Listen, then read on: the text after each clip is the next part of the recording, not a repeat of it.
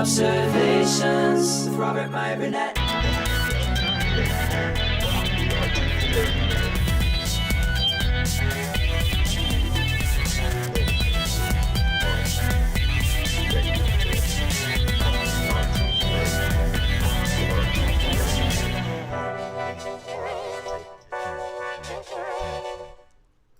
Well, greetings, imagination connoisseurs. Once again, it is I, your Duke of Dope Discourse, your master of fun and wonder, and whatever else you want to call me. Robert Meyer Burnett. This is a special, fully articulated Sans the Great Az. Az and I will not be streaming for the rest of the year. But as a special guest, I have Anthony from 1/6 Mafia joining me specifically to talk about Star Trek figures. He does work for Exo-6, my new favorite toy company, and I wanted him to come on and talk a little Trek figures. What does 2022 have in store for the license? And also, I'm going to tell you how the scale wars are going to work. I declared a scale war last week, and we're going to talk about it. But please welcome to the show Anthony from 6 Scale Mafia. Anthony, you are here on Fully Articulated. Welcome. Welcome, my friend. It's been an honor to finally come on here and talk Trek, man. It's been a wild ride so far. It's been a wild ride, man. Well, you know, you and I, we didn't really know each other, and you contacted me based on these shows to talk about this kind of stuff, and told me a little bit of the work that you're doing with Exo-6. As you know, as a lifelong Star Trek fan, I was incredibly excited about Exo-6. Obviously, Star Trek has had a long, long history with action figures, all the way back to Mego. And then it's funny because Mego did, around the time the animated series came out, they did the original cast. And then, of course, Mego, when the motion picture was released, they did both 6 scale, maybe a little taller, and they did 3 3/4 figures. And then after that, the Star Trek toy license has always been all over the place. Galoob did the first season of Next Generation. Playmates Toys did a wonderful job with the license in the 90s. Wonderful job with the license. And then after that, you had Art Asylum, you had Diamond Select. There were a lot of different companies. And, you know, I thought like Art Asylum did a fantastic job. They were doing Enterprise figures with parts of the bridge, which was very cool because, you know, my dream in life is to have a 6th scale Enterprise bridge. And I finally think there's a licensee that is looking in that direction because they could release chunks because it's a wedge shape, and you could even, you know, make it buildable if you wanted to. And, you know, the history of action figures, I mean, again, Star Trek has been all over the place. I think did they do a Toys That Made Us about Star Trek? I don't remember if they did. Yeah, I thought so. And it was pretty good. I liked that a lot. But I'm very, very excited about the Exo-6 line, and I wonder if you could just sort of give us a little bit of an overview about your history with Exo-6. I know you started talking about, QMX was really the first company that dipped their feet into Star Trek figures, and I thought they did a really good job with their sporadic releases. And I really liked their captain's chair they did. They did Kirk's chair with pretty good sound effects. I mean, they could have used a better speaker, but pretty good. They released a great Khan Noonien Singh from Space Seed, and they released a number of the crew. A number of the crew didn't come out. But I wonder if you could sort of give us an overview about QMX and how, maybe whatever you know about, where did Exo-6 come from? Well, I think part of it just was the passion already in QMX. And I don't know all the specificities of like what had happened with QMX going down, but think of it almost like, a phoenix, from the ashes rise anew. And it is, I liked what QMX was doing, as you did as well. I did too. But again, it was kind of sporadic, had some cool ideas, but ultimately ended up fizzling out. So now we're looking at pretty much what you've already expected, but I'm going to say like tenfold, this is, like you said, we are dedicated to Star Trek 1/6, period.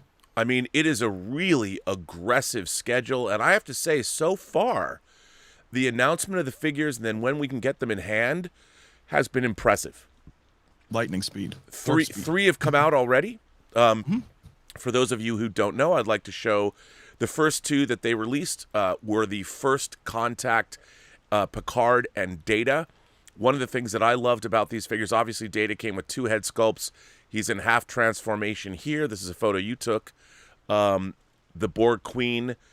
I was so impressed with both of these figures in terms of the head sculpts, but specifically the tailoring on the uniforms and the way they used Velcro. And Picard, you can take his jacket off and he's got his under vest, and the way that the vest works and the way they packaged it so it was a rounded piece of plastic so it held its shape. They've really thought of everything, and I'm a huge fan with what they've done. Their last figure that they released that I'll show that I have here in hand that just came out, that thanks to you I have it, is their Catherine Janeway figure. And again, you know, I really love this figure. I loved the attitude on her face.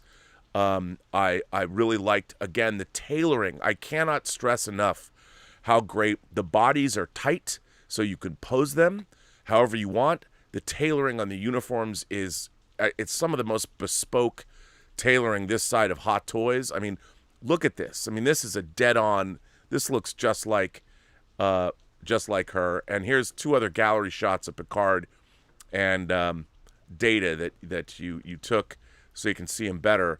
I mean, these are, in my mind, and let me just tell you, I've owned every iteration of Star Trek figure that's come out. These are by far and away, by a wide margin, the greatest Star Trek figures ever produced. And I'm not just trying to blow smoke up your ass. No, and they are. I will say that. I mean, and it's a little weird. You know, obviously, it would be kind of biased from me, but being a diehard long-term Trekker, it is. You're right, because we've had a lot of, you know, hit and misses over the decades. Like I said, I think if anything, and it wasn't 6 scale, but Playmates was kind of the golden era at that time, because they were just coming out with everything. What was interesting about Playmates, and I didn't know if I would like this, but I understood, their smaller figure scale was very toyetic. I mean, the actual design of the figures was sort of halfway between realism and Playmobil in a way. Yeah. And I really liked it. I mean, I thought that they were fun, and they did some incredible accessories. Their bridge the Next Generation bridge with the sound effects was tremendous. They did shuttlecrafts, and they eventually made just about every figure you could possibly want. And then they moved into their Mego size figures. I think they were an inch taller, maybe. A little bit. That line was incredible. That was an incredible line of figures, and I still have a lot of those. I mean, I sold a lot of mine off because I went 6 scale only, like that. I couldn't collect all the figures in the world anymore. I just had to be like, you know what? As I grow older and still collect action figures, because I'm really a 12-year-old boy inside, I decided that just 6 scale, which sort of left me behind. I mean, they made big scale. They made 13-inch figures, like they did a lot of aliens, like the Gorn and the Mugatu and the Kirk as a Romulan. I mean, they did a lot of really cool figures, but with the advent of Hot Toys and the rise of much more realistic figures in the aughts, those Star Trek figures were kind of left behind. And you couldn't, if you were a big toy collector and you were collecting, say, Dragon military figures or whatever you started to collect in the aughts, and as where we are now, I mean, even third-party character figures are amazing. And those Playmates figures don't hold up if you want to put them in a display case together. And I always sort of, the QMX stuff was really cool, but, you know, you'd order one and maybe a year later it would come out. So that is true.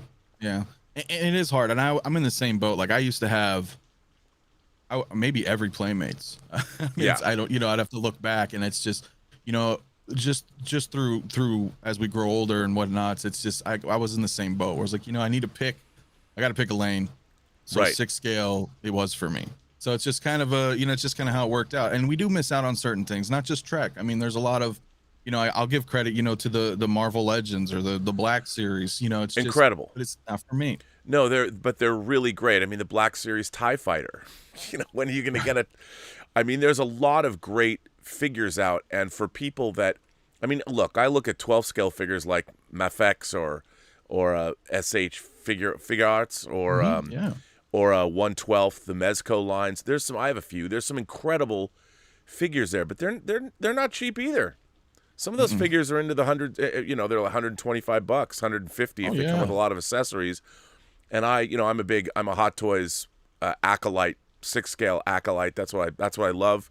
But I mean, I have to say that this Janeway figure, this is a tremendous figure. And I mean, the fact that she comes with a coffee cup, I love.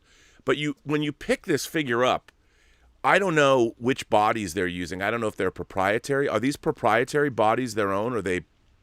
For the most part, Janeway's is a little different this time around. But if you've noticed, this is kind of a hybridized. But if you notice specifically with Picard and Data, how weighty they are. These bodies are incredible.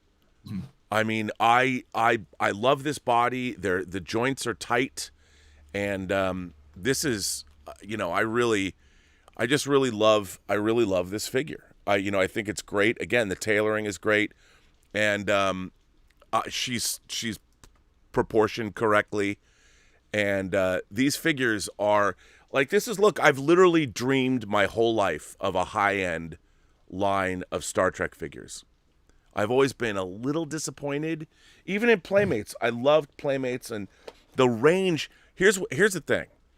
Playmates, when they started doing things like the Mirror Universe figures and the Piece of the Action figures and the Amok Time figures, and they made Edith Keeler, and they did all these. I never thought I would see a toy company go that deep, but Playmates really understood their market. And they also had Next Generation was the height of its popularity. Arguably, Star Trek was at the height of its popularity. And it was. When Next Generation went off the air and you had All Good Things, and 6 months later, Star Trek Generations came out for the holidays of 1994, and you had Voyager had been announced and Deep Space Nine was on the air. Star Trek was at its zenith. I mean, Star Trek was on the cover of Time magazine. So you had a perfect opportunity, and Playmates was just killing it. Yeah. But they went through the obscures, right? Like, we had Redemption Data, which you and I talked about. That was an expensive figure. Just I have to tell you, I was actually a Star Trek consultant for Viacom, and they had a when I went into the licensing department, they had a closet full of toys, and they would always go, just take what you want, and that's where I got my Redemption Data. And I actually gave that it would to be my, the one I would take. Yeah, I was like, they didn't know, and I'm just like, and I'm like, is it okay to take this? Yeah, whatever you want.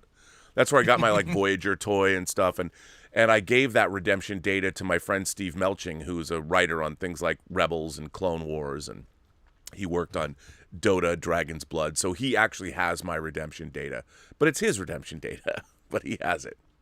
Such a good figure, though. Great figure. I mean, looking back, again, that's where we're at now, right? Because we can look back. We have these like rose-colored glasses where we're like, these were amazing, and now this is where we're at now. So, but back then, yeah. Hitchhiker 42 sends in a super chat and says, "Hi, have you seen the 1-to-1 Borg Queen skull replica?" I have seen one. I don't know if it's the one you're referring to. It's cool. Now, is it true? I have to ask you, since we'll get into this. Obviously, I'm very curious as to the release patterns that Exo-6. I thought it was a brilliant idea to do First Contact Picard and First Contact Data as their first releases. Obviously, Next Generation is next year. It's the 35th anniversary of Next Gen. First Contact is considered the best Next Gen movie. And those two figures on a shelf look badass because you can put Picard with a phaser rifle and it doesn't look out of place. Yeah, it doesn't look out of place. Exactly. But now, what is the thinking? Are they going to do the whole crew in First Contact uniforms? And once they've got that, then we can get a Ben Sisko, which they've shown pictures of. And that whole Dominion War era of Trek figures. So obviously, and then we've got Janeway, and the next figure that's coming out is the EMH. And then Correct. after the EMH in March, you'd said, because the Chinese New Year, that we're going to be getting, I mean, dude, Mirror Spock. the Mirror Mirror is one of my favorite episodes of the original series. And to see that Mirror Spock, I'm like, well, this is some officer thinking. This is an incredible figure, but I want to know, I want the entire Mirror Universe crew of the Enterprise. How long is that going to take, dude? What's up? It's gonna take a while. I know. But not as long as one might think. Obviously, as you can tell, like how quickly we go from announcement to in your hand. Well, how does that happen? Like, I can't believe from the time they announced Janeway to have it in my hand, I think it was less than 3 months. Yeah, the turnaround's pretty. Well, here's the thing, and I don't know too much of the logistics, but one thing I can speculate with in comparison to say Hot Toys is I think what Hot Toys does is they announce it when they just have like a prototype, and then I don't know if they have way too many licenses and they take forever, and then they're like, hey, year and a half later. Or Whereas 2 it's years. like, right, or two sometimes. Like Pennywise is still out there. That's a 2-year thing, for Captain example. America from Endgame. Endgame. Yeah. You know, and Forever. look, I love Hot Toys figures. I do. But I'm crazy. You know, right next to me, I've got the black and gold No Way Home Spider-Man in hand. I mean, I understand you're doing a lot of Spider-Man figures, so it's okay to do that. But That's a rarity with them. a rarity. But yet Exo-6, I mean, Data took a little bit of time to come out, but Picard, they announced Picard pre-orders and, you know, ordering off their website. The Exo-6 website itself, great customer service. I mean, you put down $20-25. They've got the figure. They say they ask for, please send us the rest of your money, and they ship it within like a week. Yep. I mean, the customer service is incredible. How are they able to do that? It's just the magic behind the scenes. I mean, I don't know the specifics, but I know that, harkening back to what I was saying with Hot Toys is I think we have a lot of stuff presumably ready to go already before we make an announcement. Well, that's what I was going to ask. You know what I'm saying? Whereas with Hot Toys, they'll put out an announcement and they don't have anything ready yet, just their prototype, and then we're stuck waiting, and it gets kind of ridiculous. When you're a collector and you have a dozen or 24 figures on pre-orders and you're waiting, 18 months, 20 months, you may lose interest. That's. I mean, it was interesting to me that but I will ask you this, like the EMH, it seems like they announced the EMH and it's coming out in a month. That was really fast. Now they've teased 7 of 9, but 7 of 9 has not gone up for pre-order yet. Correct. So now let me ask you this. I mean, and I understand you're not like the CEO of the company, but one of the things that I really loved about the 7 of 9, the choice of the maroon outfit as opposed to the silver cat suit. I really love that Exo-6 went with that maroon outfit because I love that maroon outfit, which shows me that the people that are making the head of the company, it really understands and knows, and I know he worked over at QMX first, but they really understand this license. Where I think a lot of companies have not understood the license, but they really seem to do it. So we're gonna have Janeway, the EMH, and 7 of 9. Arguably, in toy form, that's a great choice to start with. Are they going to be releasing these figures in sets of 3? It seemingly is how it's kind of going right now. But one thing I can say is that think of each individual series as its own franchise. Right. For example. So with Mirror Spock coming out, he's branded Mirror Universe. So is the Mirror Universe he's launching his franchise of Mirror Universe. Okay, so the Mirror Universe is a separate franchise. Now they've announced Emperor Georgiou. They've released him. Yeah, there was a little bit of a tease there. They did release. They said that they're coming out with Discovery figures, which I won't buy, but I will buy a Michelle Yeoh as Emperor Georgiou. I will buy that figure because she's badass. I like Michelle Yeoh. I love the Mirror Universe, even though I don't like what they did with it on Discovery. I will buy that figure because I'm sure that figure is going to be badass. Yeah, I agree. And they have to. I understand that they've got new Star Trek out. They've got to promote new Star Trek, but I would say that high-end toy collectors probably aren't as interested in modern Trek as they would be just if you're a Star Trek fan. Getting great high-end figures of classic Star Trek figures would be the way to go. The same way you buy, like, Hot Toys puts out Lando Calrissian from The Empire Strikes Back, part of their, you're going to buy that. High-end toy figures are people that have the income to blow $200 on a toy. They're not, I don't suppose, I mean, some people are going to buy Saru and Michael Burnham. I totally understand that, but yeah. I won't be. Right, and it's not, and that's the thing, and it's as far as the line's concerned, I'd say, it's not for everybody, right? Everybody's got their favorite series or maybe their favorite captain or that. So it's like kind of a double-edged sword in that respect. I mean, because there's a 55 years of Trek history that people can pick through. But I agree with you in that respect for my own personal taste that, like, for example, with what you're saying with Lando, that's bringing me back to, the 80s. So you're having your memories of, these great moments or great movies or shows where this is fairly new. So for a collector's standpoint, it's like we're kind of grabbing on to the memories in a sense. Yeah, the nostalgia is part of it. Mm-hmm. And I also wanted to say, you've been making, I just want to play these two videos back to back that you recently dropped, that the company dropped. And I'm just going to play these real quick so people can see them.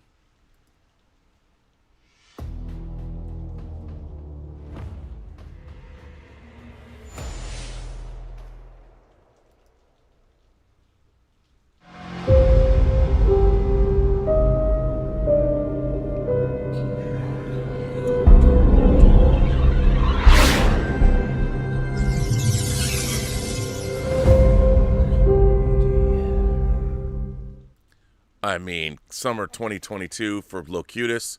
Come on, bro. I love my Playmates Locutus, but you'll never see that on my shelf again.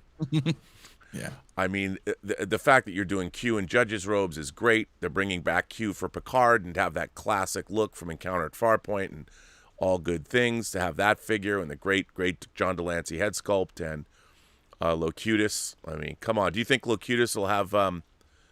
probably not, but an LED in the eye. It's a little tough. I mean, I know. It's a little tough. We'll see. Because it would be badass if it did. Oh, yeah, I agree. I agree. But then you have to have a head that has electrics. And I mean, that would up the price $100. Yeah, and that's one of the nice things too, is that we've been able to keep production lower. Yeah. So it's like we have the speed of delivery, production and price. It's great. And, well, that's another thing. I mean, keeping the price under $200 for these figures is tremendous. And I have to say, I mean, the stands that they come with are great. They look like the transporter pad or lights, they're great. And first of all, perhaps the cleverest accessories. I mean, the tricorders with the magnets, the way you can display them open and closed. Mm-hmm. I mean, that's amazing stuff. Really incredible stuff that they've done. And I don't know who came up with that idea, but genius. With the magnetic hips. Oh, yeah. So you can hold your holsters. I mean, it's incredible. I dropped mine. So I can't show that. But yeah, I mean, what people can't is that this, I haven't put them on, but the hips here, what do they have? Like a metal strip in the, I don't know how that works. Yeah, so we have the magnetic strips on the left and right of the hips, and when you have the figure in your hand, you'll notice it as you try to put the either the phaser holster or the tricorder. It'll lock in place at a certain position. Yeah, it's great. So they're magnetized, and the phaser holsters are magnetized, and then it's really cleverly done. Really, really, really well done. And so what can you tell us about like the line? I mean, obviously we've got so it seems like they're releasing them in threes. I mean, Voyager is going to be 3 figures are out first. Well, let me ask you this: First Contact. You've got Picard and Data. Is there going to be a third First Contact figure? Yeah. Well, I mean, so we have the Queen coming. That was going to be kind of the original 3. Okay, the Queen is coming. Tell us about the Queen. Well, for what I could say is that she's going to be a statue, but a unique statue, and 6 scale as well, and first contact. So, but it doesn't, but it does well because you got to specify because she was there in Voyager too. Right. Yes. But it's going to be first contact, and I know a lot of people got a little confused by that. They thought, oh, are you just putting out 3 and that's that? And no, like the 3 is starting that line, that franchise. So we will be revisiting first contact after the Queen. For example. Nice. Like Worf, maybe. Looking forward to a Worf and some. I know you can't say, and I don't want to. I'm not trying to, no, of course. I don't want anyone to get in trouble because, already my relationship with Star Trek is tenuous at best. But I mean, people know that I really do love the franchise, and I specifically love what X06 is doing. And, like I said, I will even buy an Emperor Georgiou figure, and I will buy it unapologetically. So, but she's going to be sweet. Now, how is there, obviously we're going to get we've got, when does the EMH drop? Now, for those of you who don't know, the next figure to come out from, I believe, like, Az already had, like, a shipping notice. So here's the EMH, Robert Picardo as the EMH. And, I think this head sculpt's really, really good, actually. But sometimes the thing about X06's official photographs is sometimes they don't look as good in their photographs as the figures look in person. Here's one of your photos, and I think definitely you can see Robert Picardo there. And I'm really looking forward to getting this. And again, the colors are correct. That beautiful tailoring on the uniform, and of course the hollow emitter that he's wearing. Is the hollow emitter? Do you know if that's it is removable? No, it is not. It is not. Yeah, I would have thought the hollow emitter wouldn't be. That makes sense. So yeah, no, sir. And that's something that's the thing. That's the other thing that we do that we don't really want to like view right now. But if you check, on the X06 YouTube channel, that's where we put the instructional videos. And tell us about those. Well, on the back of your box, you have a QR code. Should you choose, and you can go ahead and use your phone. Hang on, we lost you. We lost your audio. I don't know why we lost your audio, but I'm looking at the box here. By the way, here's another thing. I do love the packaging. I don't know why we don't have you, but that's okay. The X06 packaging is quite beautiful. I really love it's spot UV printed, really, really nice, very, very classy. And I don't know where the code is on, but it's interesting because if you look at the side of this box, they have all of the crew: B'Elanna, Tuvok, Kim. Now you're back. We can hear you. So you're back, and then Seven, of course. But so now, where is the code on the back of this box? Where am I looking? Okay, so now can you slide the sleeve? Because there's a within the box there's a box. Right. Oh, okay. Depending on, or you might have already. Well, I did. Okay, hang on. There is a box in a box. Or wait. Well, she should have the sleeve, and then the sleeve comes off, and then on the back there's the Q. I don't have a box near me. Hang on. You mean on the back of the tray? No. It's the actual box. Hang on, I didn't know this. Mm-hmm. Here's secret. I'm learning something live on the show. So I've got the box. There is a sleeve in here that I have not. So. Wow. Okay. I'm looking at this. Well, it should just be. It's hard for me to see on the angle there, but do you see where the credits are? No. The credits on the back of the box are here. It's just the back. And there should be a sleeve. There is an inner box in here. I've never. There we go. Okay, Look so at this. That was the sleeve that you were upon. I did not take this out. So look what I've learned today. I've learned there's the code. Look at that. Yep. Ooh, Yeah, so if you scan the QR code, it's going to take you directly to the instructional videos that I create. Wow, how cool is that? Yeah, so it's instead of, having like just a piece of paper with a little instruction in the box, it's, to be honest, most of us gloss over or, isn't very descriptive. We try to do, 3 to 4 minutes, depending on the figure, explain, what it comes with. It's very objective. Nothing's repeated. This is the figure. This is how it functions. Imagine if you've never purchased a 1/6 scale figure, for example. You don't know how these function. So that's very cool. Yeah, it's very cool. It's a really good idea, in my opinion. Sends in a tip. Thank you. And sends in another super chat and says, "Hi, 6 scale Mafia and Rob. Happy holidays. I'm pleased as punch with the Fennec Shand figure. That is, of course, the figure they've released from the Book of Boba Fett. Ming Na, which will show up in 2023, I'm sure, which is a lot slower than X06. But I can't wait. That figure looks great." But goes on to say, "I love X06. Eagerly waiting for Benjamin Sisko." And they've shown they've shown pictures of that figure already. They've shown and there's a photograph I think they teased with Archer from Enterprise standing with Sisko and a couple other captains, and they show these pictures and they don't really say anything. They're like, "Look at this," as if we're not noticing. Yeah. So and the exactly. Sisko figure looks the badass. And of course, what's cool about that is it looks like they're going to release him in the First Contact uniforms, because Deep Space Nine during the Dominion War, that's what he was wearing. So it's goateed. It's fourth season onward from Way of the Warrior Sisko. Yeah, think of Pale Moonlight. Yeah. Yep. So that's very cool. That time.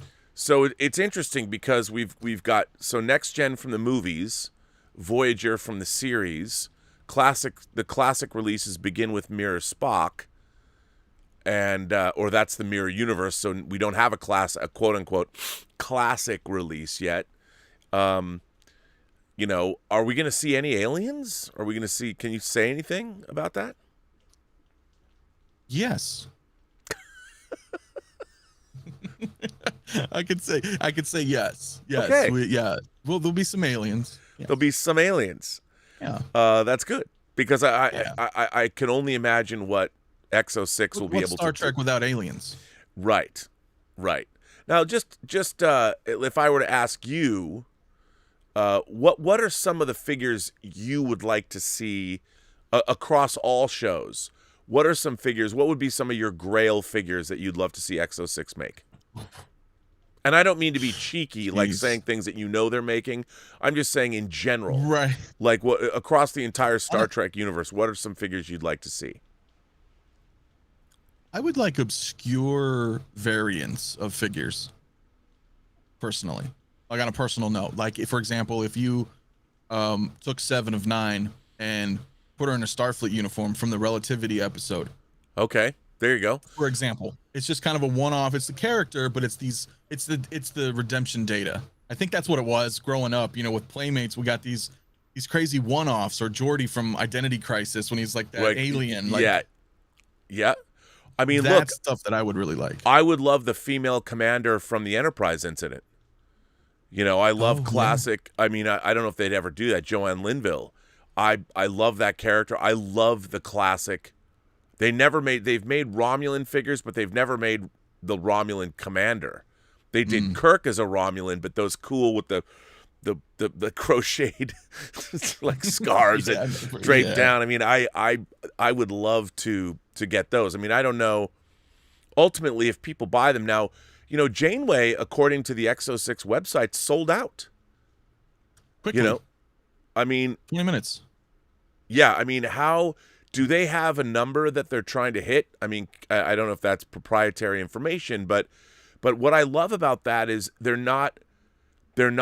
manufacturing based on pre-orders, and if they hit the number and they sell out, that's great, because that means they've reached whatever nut they think they're going to reach, which is great for the company's health, which I love to hear.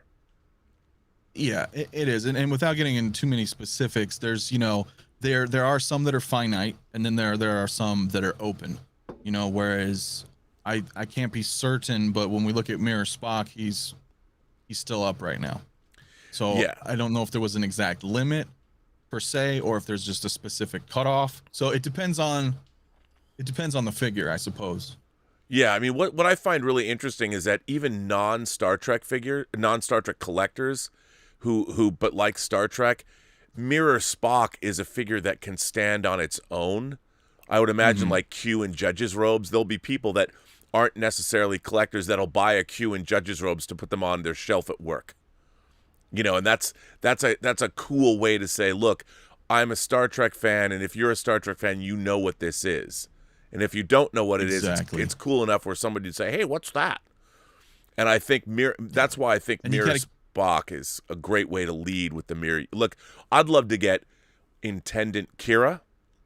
I'd love to get Empress Sato. I mean, I would love to get like a lot more female figures. Like I'd love to get Hoshi Sato from Enterprise, but also as specifically Empress Sato. Intendant Kira, I mean, maybe a 3-pack. Empress Sato, Intendant Kira, and someone else. You know, and that's how you get Mirror or Uhura. So it's a 3-pack of Mirror Universe female figures. Because you're going to have a Kira anyway. Female, I mean, that would be, and I think people would buy that. You know, you could go light on the accessories. Once you have the female bodies, it's head sculpts and costumes. Do you think that Exo-6, like you're saying, like if you get a Kirk figure, do you think that Exo-6 will ever just release clothing? Like so you've already got the bodies. I mean, I know they want to make that like kind of accessory pack. Yeah, like I mean, no figure company's ever done that. I know it's hard. Yeah, I don't. That's a tough one. That's a tough one, and I think partly because if you even use Kirk for an example, anytime he was typically wearing other clothes, if it changed into, you know, either time travel episodes or mirror episodes or motion pictures, they look a little different too. They do look different. Look, like sculpt wise or hair. Bruh, Admiral Kirk from the motion picture. You know what? They are releasing the director's edition of Star Trek: The Motion Picture in 4K on Paramount Plus. They certainly are. I mean, if I could get Kirk in that Admiral's uniform, which is one of my favorite uniforms in all of Star Trek history, that would be badass. What about Hippie McCoy? Oh my! You know what? If you could get Admiral Kirk, Spock in the black Vulcan robes he's wearing when he comes on the Enterprise, and McCoy in the Fabrini outfit that would be the dopest shit ever. Now, my love of motion picture might be shining through here. I don't know if anybody would want to buy them as much as I do, but Spock in those black Vulcan robes was badass. And if you could do that, yeah, he had like the white Vulcan kind of glyphs or inscriptions. I forgot what it was. You know, it's been a while since I've seen it. But he looks great. I mean, when he walks on the Enterprise, when Chekhov's like, "Granted, sir, granted." It's great. It's great. No, it's you know, and again, I was just saying it was great because I think the expectations were subverted in a good way. Whereas, like you said, it was interesting how we launched with First Contact. Yes. Most people were thinking Kirk or something, you know, Toss, Picard, you know, what's Picard? But, you know, I think there's this, it differentiates that, hey, this is not a continuation of QMX. This is. Yes. This is a new company, new philosophy. By the way, we have Man of War 665, Neighbor of the Beast, who is a big proponent of 1/12 figures. And he says, "Oh, ho, ho. What have we here? An impromptu recruitment drive? Sheer futility. However, I will not be the one to violate the Christmas armistice." Well, let me tell you, Man of War 665, Neighbor of the Beast, I want to freely admit to you that I received a 1/12 scale figure this week. I know. You're shaking your head in shock. And I'm going to show you what that figure is. Well, it was here somewhere. And now, aha. I got the 1612 John Koenig from Space 1999 figure. Now, 1612, for those of you who don't know, they have been doing die-cast. They are a new permutation of Product Enterprises that was releasing Jerry Anderson stuff. Here's me with my shelf of 1612 Product Enterprises Eagles, die-cast Eagles. I'm obsessed with them. But this is their first action figure. This figure is incredible. As far as 12th scale figure goes, the detail on this figure is absolutely fantastic. Let me take it out of the box. I mean, I find it very amusing that I'm interrupting our Star Trek conversation to talk about Space 1999. Hey, it's Space 1999. But, I mean, so it comes with a figure stand, and I don't want to spill all these accessories, but so this figure is amazing. And I think the likeness is great. The construction is terrific. The articulation is great. Let me get him out of the... I don't want him to... I don't want him to fall out. Here, give me a moment. Let me have a moment. So here is the figure, and I have to say, even the printing on this figure is amazing. He comes with his accessories and the space pack, like it plugs into the front. Oh, look at that. Yeah, so it does if I can get it in there, there we go. Or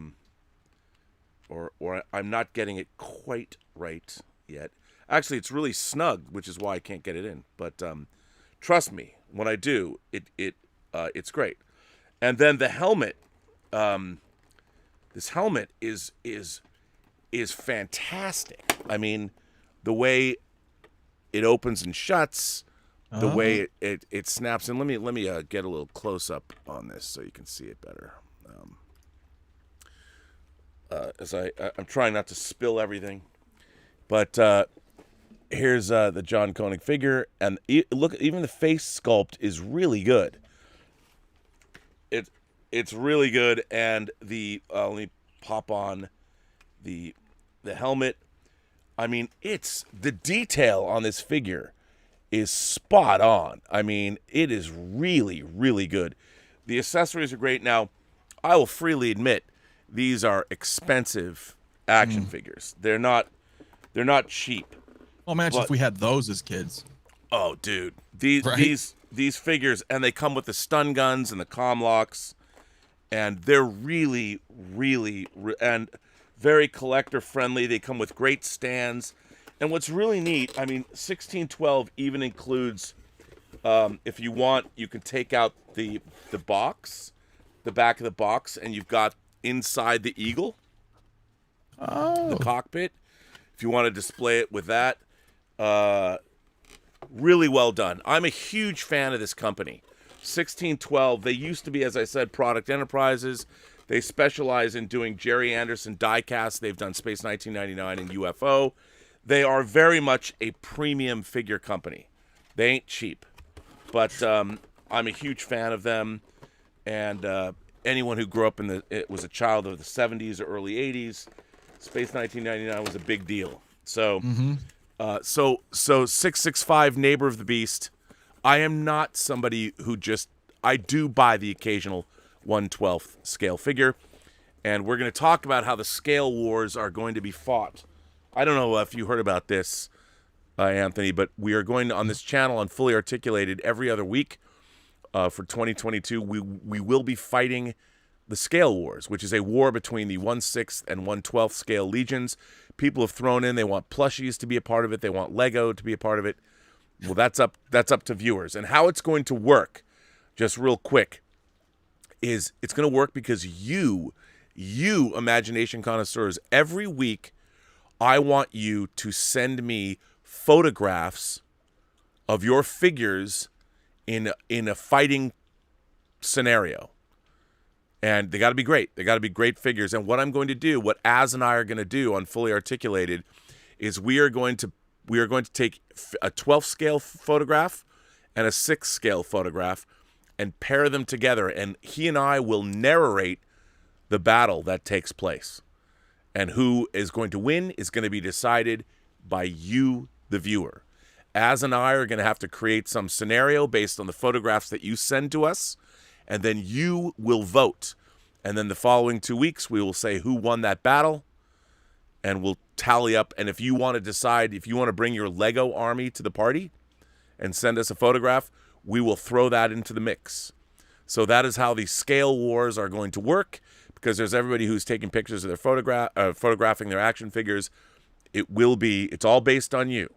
So if you want to help fight the scale wars, I expect you to take, and they can't just be photographs of museum poses. You need to show your figures in formidable battle action poses. I want to see your legions of figures charging into the fray. And I can't wait. And I'll give you more information about that. But as comes back, we go and we do Hot Toys the first week of January. And so the first photographs, the scale wars, will begin the second week of January. I think it's maybe the 12th or something. But right around the corner. Send your pictures in if you want to fight the scale wars. So, neighbor of the beast, let's see what you got. I will say I do love 12 scale for the fact that I find more creativity in taking photos with 12th versus 6th. But it's just, I can't have a pile of 12 scale things. You know what I mean? It gets too much after a time. Yeah, no, absolutely. I for sure. And the thing is, you kind of have to choose. I mean, and I've seen some, look, the 12 scale figures a lot of them are beautiful. I love these Space 1999 figures. You know, they've got Alan Carter, who comes with the moon buggy. They've done a really great job with the figures, but I love 6 scale. I don't know why. You know, to me, I grew up. My first love of figures was the 6 scale GI Joe figures, the Adventure Team figures from the early GI Joe, and with the accessories and the vehicles. That's what made me love figures. And I would tell stories. I mean, I would play with those figures for days. I'd make up stories that took me days to tell. You know, in my own mind.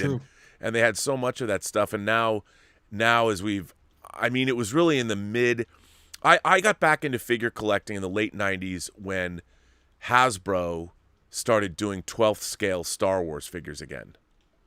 That's what got me. I mean, a 6 scale Star Wars figures. And I started buying 6 scale, and they did some great stuff. Like, I love the Queen Amidala with the headgear, you know, from the Phantom Menace, the red. I mean, I still have a lot of those figures. Chancellor Valorum, like, no one's gonna make a Chancellor Valorum, but I have that 6 scale figure, and the clothing was all right. Like, if I could get better head sculpts and put them on those bodies, they'd be fine, you know, in terms of displays.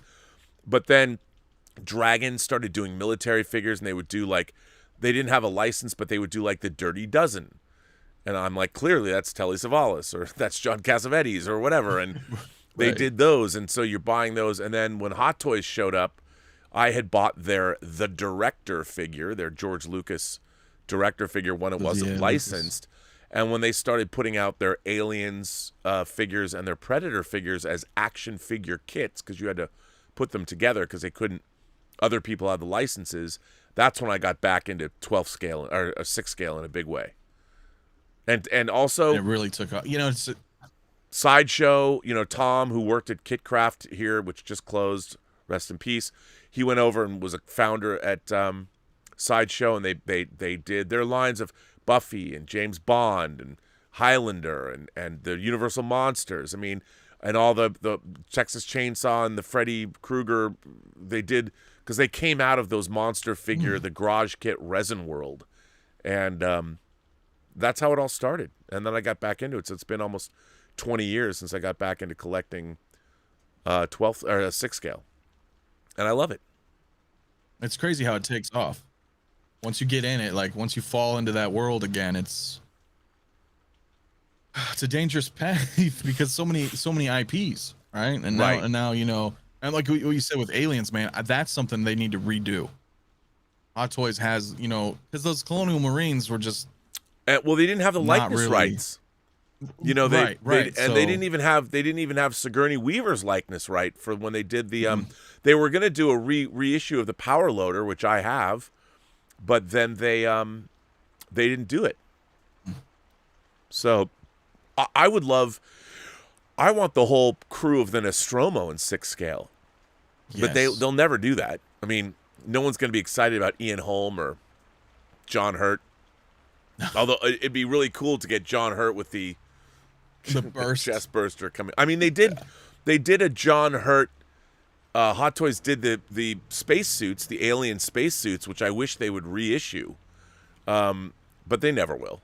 And they didn't have they didn't have the likeness rights for those characters either.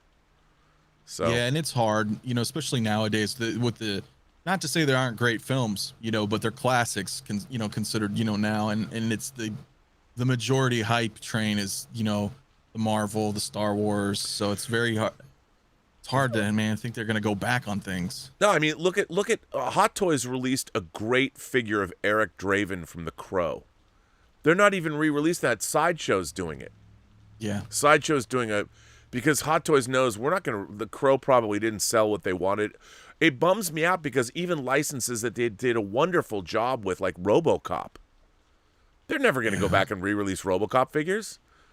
Not when the amount of money that they're making off Marvel. And I understand what's really interesting too is, this is a generational thing.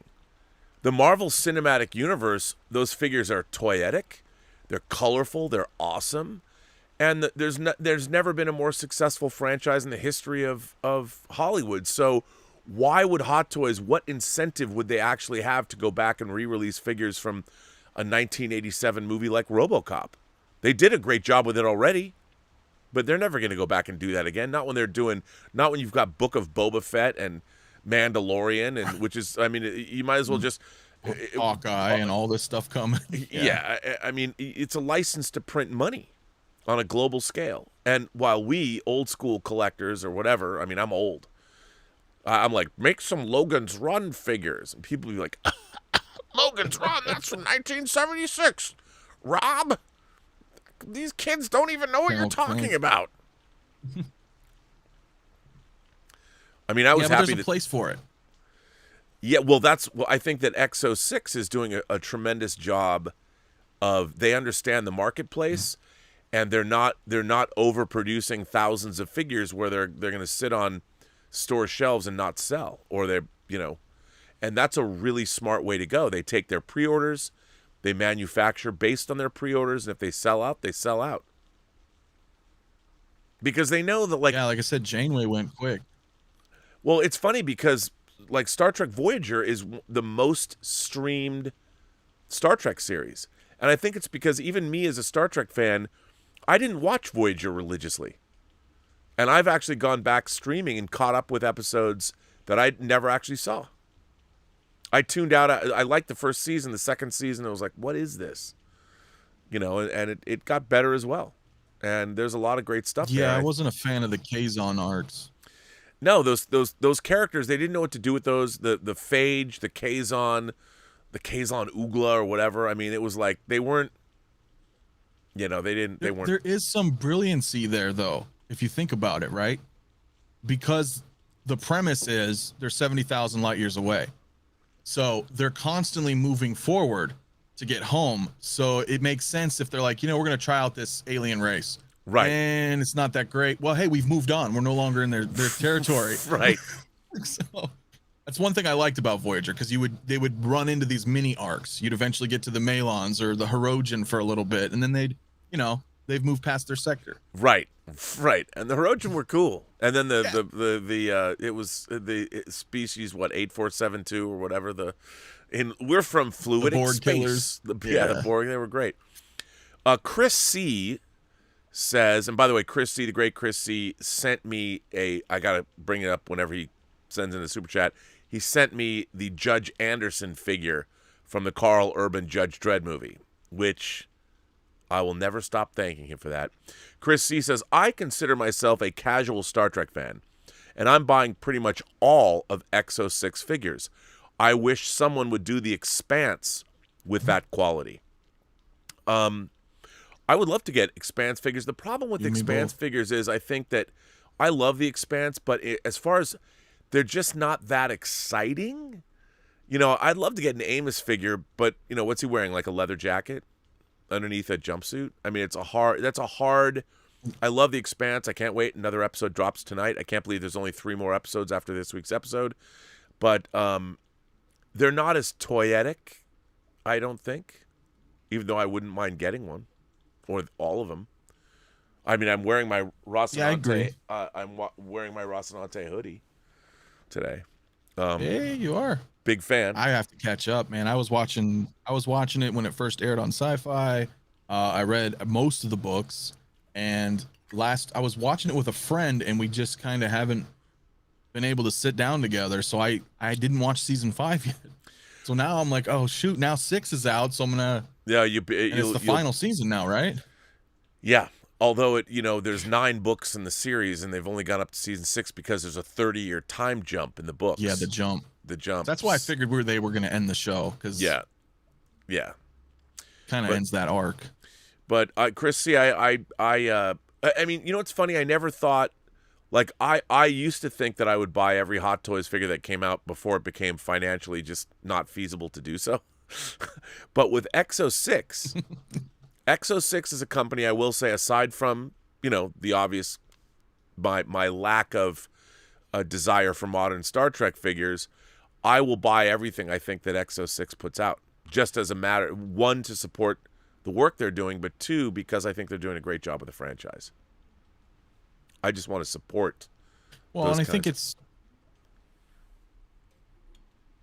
we're fans. Yeah. At the end of the day. And I think that's where the passion shines through. For example, when I try to do these reveal videos, I understand Trek, so it's that to convey that, whether it's this menacing undertone or something, like with Locutus coming, like there's passion in it, and I think people see that. And I think a Locutus is, again, a figure that figure is going to have a lot of crossover appeal. That'll be a marquee figure as far as Exo 6 is concerned. And if you sleep on that figure, it's going to be Hitchhiker 42 sends in a super chat and says, on eBay, prices on Exo 6 figures seem to be going up. Yeah, because they've sold out. Picard and Data are gone. So's Janeway. And, you've got the EMH coming. EMH sold out too. Yeah. Oh, that's okay. That's sold out as well. At least through us. I don't know through like other distributors. I don't know if Sideshow still has it on pre-order. Yeah, no, I don't know. Because since I've met you, right. I'm still looking at, I look at the Exo 6 stuff, but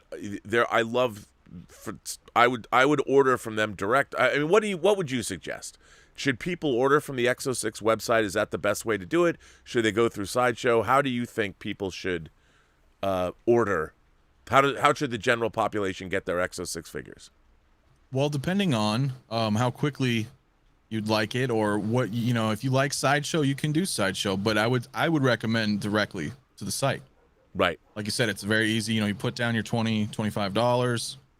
We'll take care of you when it's time for shipping, and you're not going to be waiting a long time. No, I really was impressed with getting Picard from Exo 6. They did a really great job.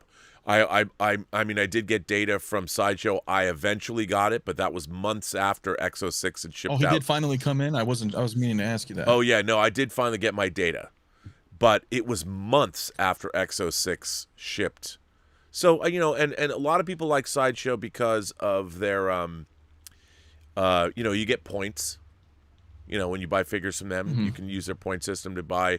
And I save up my points until I can buy an entire figure. So I understand that. But in terms of getting these figures, I've really appreciated, again, the speed with which Exo 6 has handled fulfilling orders, things like that. So Lewis Libbets. Like I said, we're trying to, projection of 14. So, yeah, like what you're saying. So 14 figures in 2022? That's what we're aiming for. Now, I know you can't tell us what they're planning on or what you guys are planning on. Can you give us any hints? Like, are for instance... Star Trek figures. No, go ahead. Well, I mean, look, they've teased us with Archer. They've teased us with Cisco. They haven't even, there's no pre-order yet for 7 of 9. There's no pre-order for the Borg Queen. So all of the pre-orders, they've teased Locutus, they've teased Q. Those are not up for pre-order yet.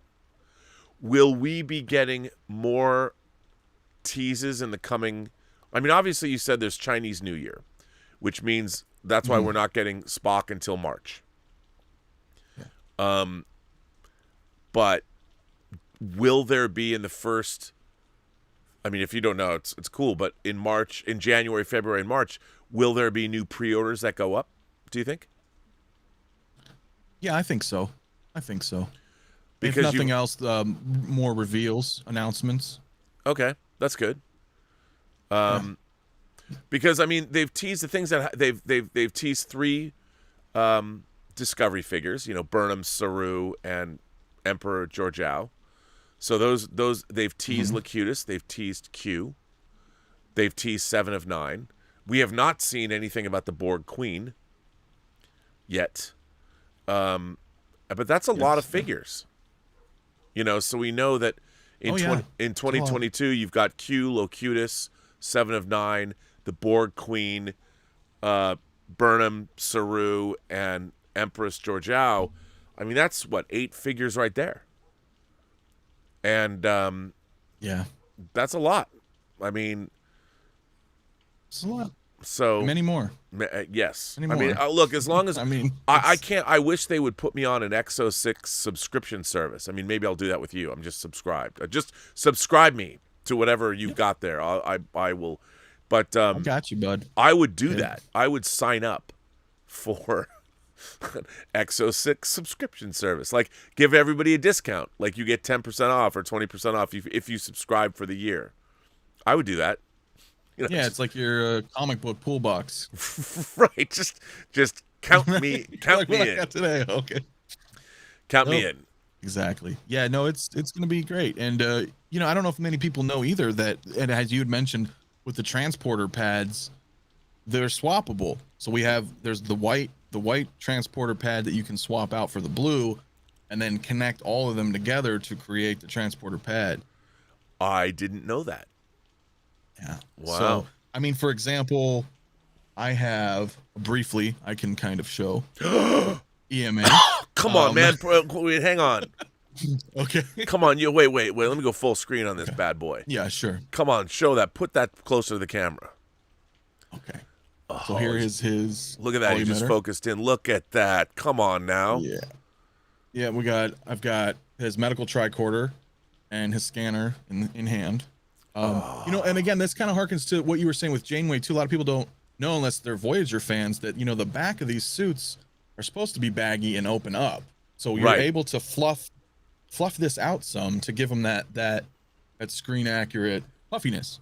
Right, you know, but that looseness. Boy, that's really great. What a great figure. Oh, it's, you know, like I said, it's phenomenal work. But yeah, I would just show you, since I have it here, like I have swapped out the plate underneath. This pops open, and we cover this in the instructional video, but you take that one out and then you can swap from the blue to the white. You put the white in the center, so when you do have 7 figures, you're going to be able to lock 6 around the edge in blue, for example. You know what I'm saying? You can recreate the transporter pad. That's badass. Or, you know, dude. white around in the blue in the middle. Of course. Yeah. And there is film on those, by the way. So if you use a piece of like Scotch tape, you can stick and then pull the film off. And that's the same, which is another thing I need to discuss. And I put this in the EMH video, that you do get the Starfleet Museum display cards that are autographed cards. So if you do get to go to a convention, you go ahead and get your actor, you know. Wait a minute, where are those in the box? Are those underneath? So this is, so you have this. Again, this is, that's on me. I forgot to talk about this in the instruction videos, but because a lot of people don't know, but underneath your box, if you pull out the black clamshell, this is taped up in the top, and you pull this down and it's laminated. So you again, if you piece of Scotch tape, stick and peel off the protective layer, and then you can go ahead and display this on your stand. We give you the added little white white attachment here so that you can just have it propped up with your figure, go to a convention, get your autograph, have an awesome display. That's badass, dude. I didn't even know that. Yeah, they're in your boxes. You have them. You have them Wow. for every. You have a Data, you have a Picard, right? Janeway. There's a card in there in every box. Wow. So, yes, sir. Yeah. Yeah, and a lot of people not only didn't know that they were there, didn't know there was a protective seal on it. And I saw somebody post a picture. They had I think it was Kate Mulgrew who autographed the Janeway card. It was either that or it was Brent Spiner, I forget. And I was like, there's a protective layer on that, and they're like, no. Like, yeah, but hey, it's the little touches like that, because if you remember, and I know Rob, we go to conventions, you have photos, you get them autographed, same thing, and you're like, I've got my Spock autograph or whatever on a picture, and you're spending a lot of money. Yeah. So here it's like, get the recreation of the figure, and then you can get a card autographed and just have this ultimate display. Wow, that's really cool. I did not know that. Yeah. That is very, very cool. Very, very cool. Very cool. And it's great that Louis Libitz says, yo, Rob and 6 Scale Mafia, Merry Xmas, Merry Christmas, all. Well, thank you, Louis. I very much appreciate that. Very nice. And Stubble McShay, our friend Stubble, all the way from Sweden, says, I just saw that Mel Brooks has a memoir about his life in show business. Would love to learn about what happened behind the scenes on Blazing Saddles and Young Frankenstein. Yes, me too, Frankenstein. By the way, are there any Spaceballs figures? I think there are. There are, but they're not 6 scale. Are there? There's got to be, right? Entertainment Earth There must is, have though. something like that. I thought it was I thought it was infinitely. I could be wrong, but I remember, Lucas being like, yeah, you can make whatever you want, but no toys. And that was the whole inside gag of the movie with the merchandise, or no merchandise. And I don't know if there's that forever. Well, I don't know. Let's see. Because I would love Spaceballs. I'm seeing Spaceballs figures, but they all look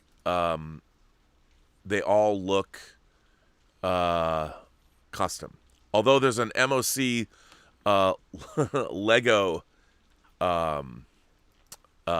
Spaceballs ship, these spacecraft.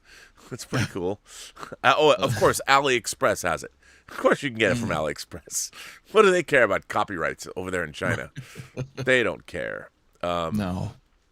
And people are making them on Etsy, so yeah, you can get Spaceballs figures, but they're not. It doesn't look like any are licensed. Some of them are pretty good, or maybe they are. I don't know. I don't know. Certainly, there are some out there. But Stubble, I leave that search up to you, sir. So, what else can you tell us about Star Trek figures? Well, I know you, as well as I, am a fan of chairs. Okay. Ooh, I just suddenly got interested. Now, yes, I had heard rumors that there was going to be Picard's command chair from the Enterprise E. There will be some accessories. There will be some, larger, I mean, like 6 scale. Like right here, Hot Toys did put out the Throne of Wakanda. Yep.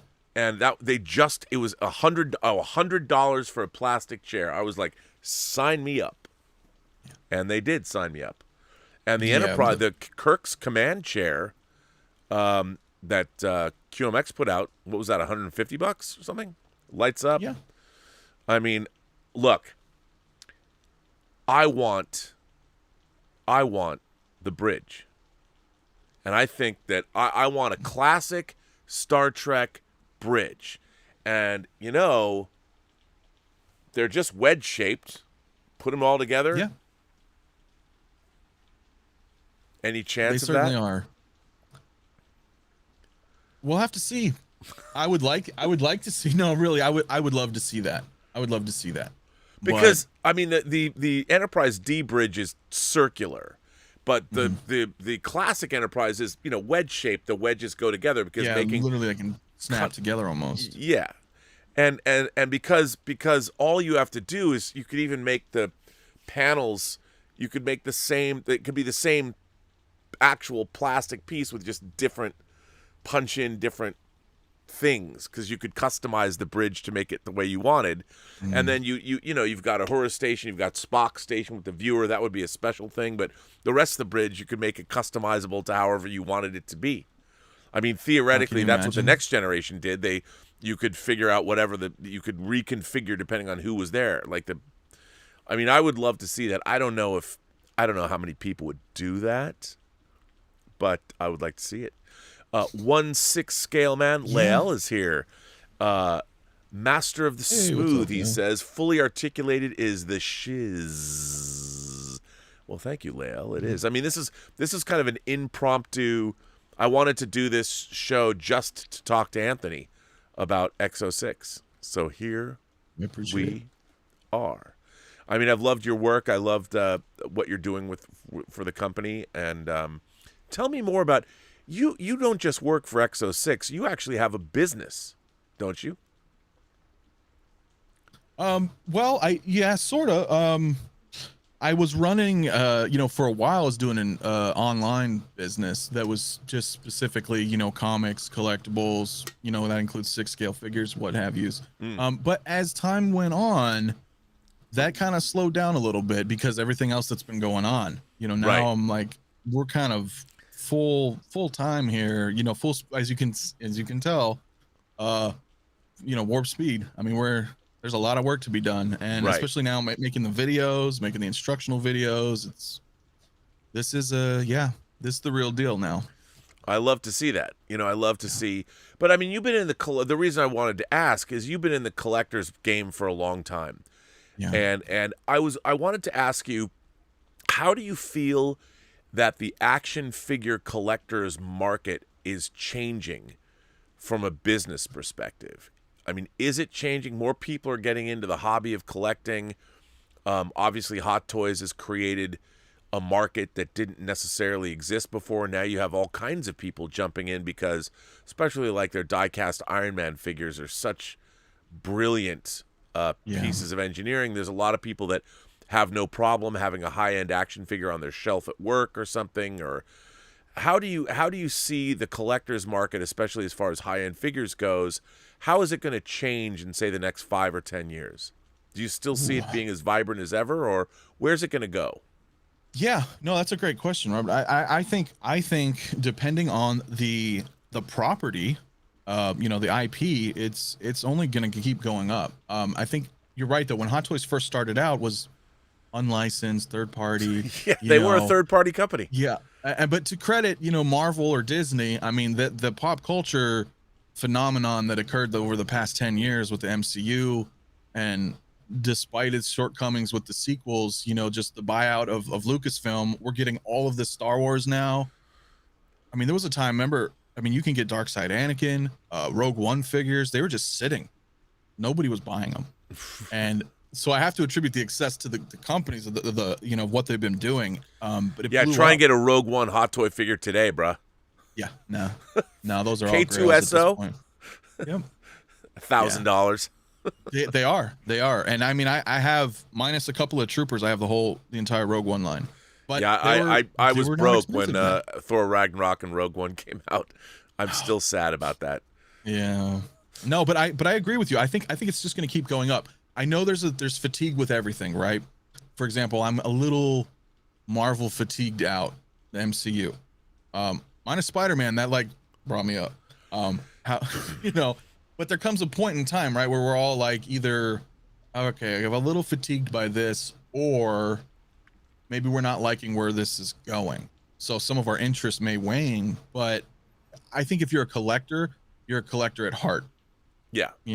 For example, with Trek, I'm lifelong Trek. So even if I don't like the direction Trek goes, I can go back decades of all the stuff that I loved and grew up with. Well, like you said, I mean, I'm almost, as much as I do like where Marvel is going, but like you said, I've been collecting Marvel Hot Toys now for 10 years.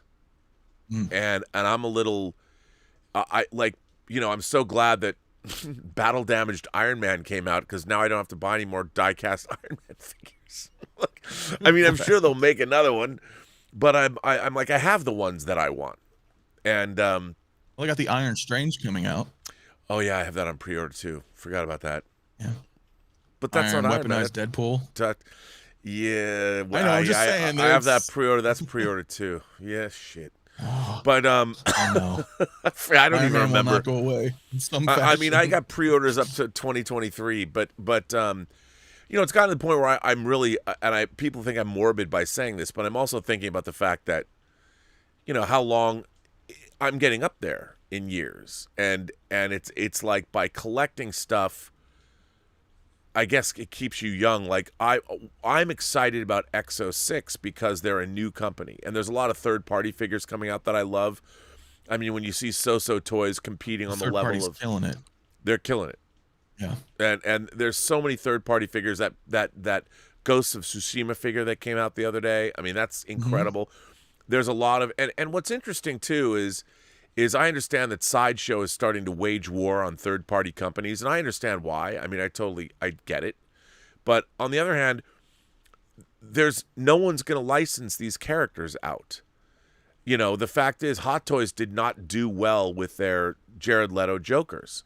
Those were not burning up the charts. I mean, now I guess they are because of the Snyder Cut, but you know, no one did Zack Snyder's Justice League Joker. Hot Toys didn't do it.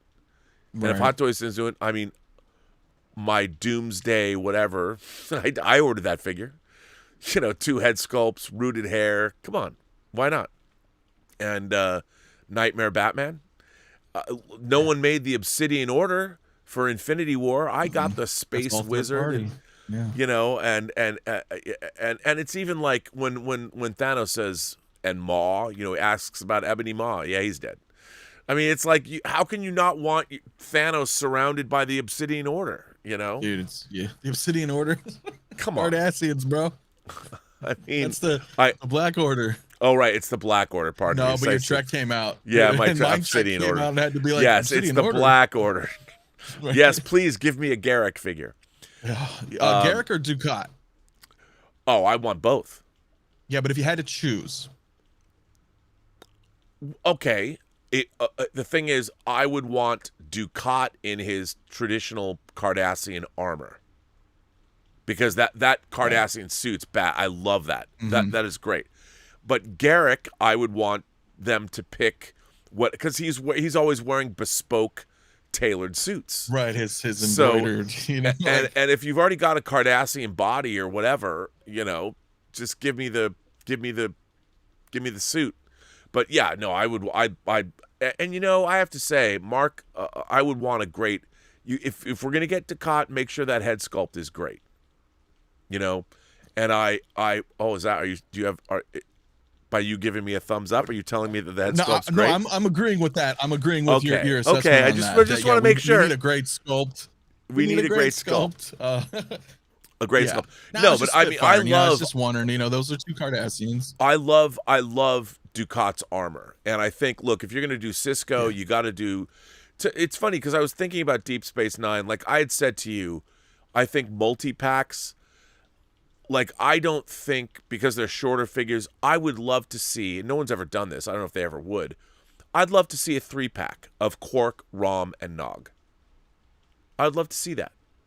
You know, and maybe make it 6th season, so Nog could be in a Starfleet uniform.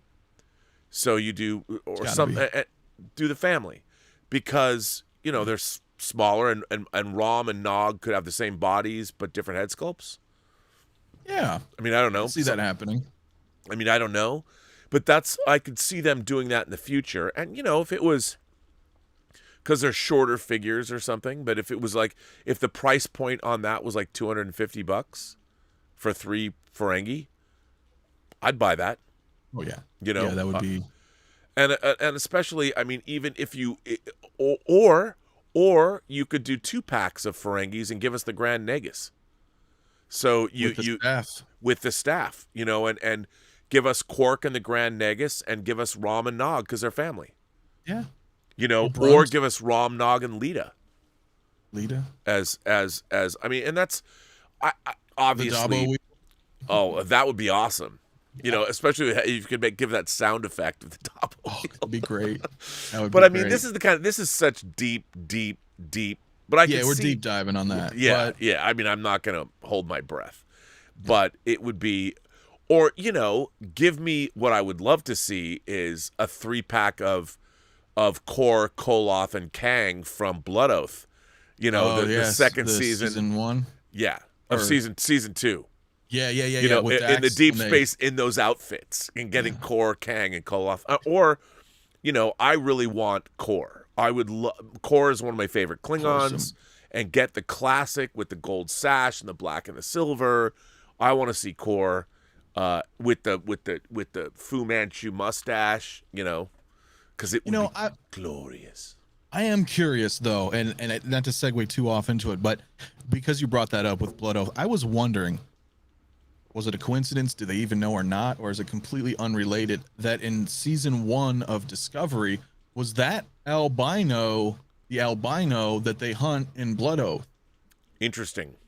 I didn't think about that. Yeah, that was when I first watched it, but I only watched 2 seasons of Discovery, and then I kind of tapped out. Yeah, I mean, look, the people who are making Discovery, they've never watched Deep Space Nine. Oh, Deep Space Nine's amazing. You had oh God, what was one of the producers said Klingons have only been portrayed as villains, period. Yeah, no. That's why she's no longer working on the show. Whatever. Yeah.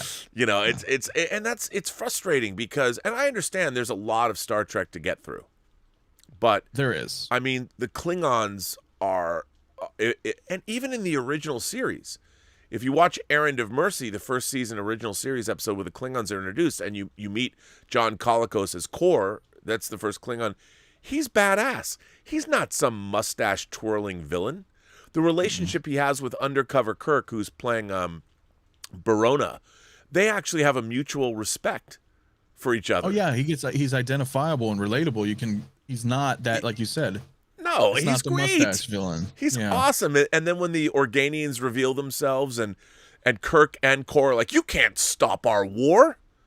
And they're both the like, only one who was really maybe Duras. But even then, it was just politically motivated. Absolutely. And look, man, I don't know how. If you got the head sculpt right for Gowron, I mean, with the big, with Robert O'Reilly's big eyes, I mean, that would be awesome too. Yeah. Now, let me ask you this: if they do Klingons, rooted hair or not? Ooh, I don't know. See, but I if have I to had say, an opinion, I would probably go with sculpted. I'm with you because I have to say I really love on Janeway. I do love the sculpted hair. I have no problem with sculpted hair because rooted hair, it's so hard to make it look good. Yeah. It's like you get your figure and then you need to get to a hair salon. Be like, can you make this? I don't want to deal with that. Some of them are okay. Like I had the Scarlet Witch, the Wanda MMS 357. That was the one that was like at the very end of Age of Ultron. Right. I have that. The few minutes before. Yeah. That rooted hair is nice. Yeah. But it's hit and miss, man. It is hit and miss. Yeah. It is hit and miss. Denobi too. Denobi. I watched Denobi. I salivate over Denobi's display, his Modulcase display. Oh, it's beautiful. It's really great. And now that I have to move, I got my Modulcases and I only put 3 together. I need to but I want to do. I need 6 DF-120s. You're gonna need more than that. What's that? You'll need more than that. Oh no! Well, I've got 9 DF-60s, so I want to have one line of DF-60s, and then I want to have 3 DF-120s, then another line of DF-60s, and then the second line of DF-120s, and then the other line, so I can open that up. But I look at Denobi's. He does great videos. I mean, and it's funny because you know what? If it wasn't for Denobi, don't tell my girlfriend this, but I've been paying off the Ecto 6. Toys Wonderland had like 1 Ecto 6. I'm like, oh, I can afford that if I pay it off. And it was only because Denobi, the way it looked in his Modulcases, I'm like, I'll buy that. Well, can you just imagine though? That's why I was saying you maybe need more, because what if you have a Modulcase out and you got 2 tiers, top, bottom, the whole crew of TNG. And the next Modulcase DS9. Well, So one DF-120, you could put a lot of those Exo 6 you could. figures. You could. I mean, Well, and you can could mix do in some Eagle Moss ships or something. Yeah. Or that Playmobil Enterprise that Martino Simoni got me. Yeah. which by the way, Martino Simoni, I have to find it. Let me get it, because Martino Simoni actually sent in the first photograph from the upcoming Scale Wars, and I need to find it. Let me see. He sent it out, and he also added a story. So I find this. Let's see. I gotta find this, because what he did was, this was pretty great. So Martino has been he's like the patron saint of this channel. And he actually bought Az and I each the Playmobil Enterprise. Now, Martino took a photograph and actually started the story. So I would actually say this picture from Martino Simoni is the very first example of the Scale Wars. Now, this is from the Playmobil end. I don't even know how to... But as far as if anyone's going to play, if you're going to take pictures, here's the first. This is Martino Simoni's photograph, and he says, this is what he wrote. Captain's log. We reached Az 359, where the first battle of these Scale Wars between 1/6 and 1/12 toys took place. Radiation levels indicate the 6th and 12th Yamatos took out everything with ease. We are now reaching transporter range to save the 665 Man-O-War survivors. So there you go, 665 Man-O-War, neighbor of the beast. You have been name-checked. This is actually the very first salvo in the Scale Wars right here. Apparently, the Playmobil group has decided to observe. I don't know if they're going to get in the fighting, but the first salvo of the Scale Wars has been fired by Martino Simoni, and he actually started up the story. So there you go, right on this show. There it is. It's happened. How are you going to fight it? What are you going to do? Are you going to break out your 12th scale X-Men? Do you have? I mean, if you have a Scarlet Witch who's powerful enough for the House of M, is she going to alter reality to make sure that there are no 6 scale figures? Don't know, as the drinker would say. You know, I think they're going to do that, but they're going to opposite that in the MCU.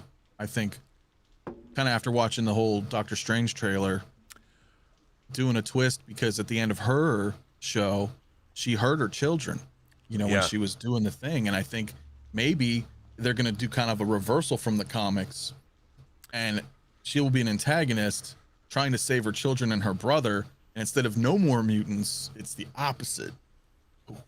Could be. That would be really interesting. I'd be into that. Well, they're coming. By the way, Denobi actually asked a question. I didn't bring this up. He said, I want the holodeck archway. Next Gen Voyager. Sliding doors would be a plus. Ooh. That would be pretty, because then you could actually take that archway and put it anywhere. You could take photographs and kind of create your own. Yeah, you could just take it anywhere and just have the archway and the photography. That's actually, you know what? I would buy that. I would buy that kind of stuff from Exo 6, a holodeck archway, because you could put it anywhere. That's a really good idea. And I can get that low angle, take a picture through the door. Yeah. Outside somewhere, and you're like, oh, they're in New York. How cool the that! Holodeck. Look, I would love to see they did this Dixon Hill.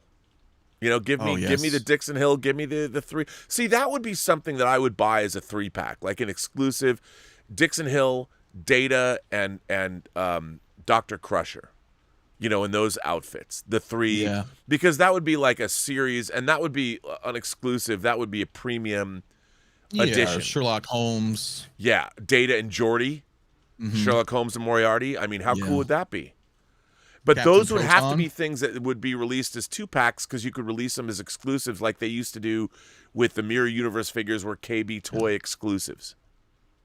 Exactly. I remember all those. And make them online exclusives because you've got the body already.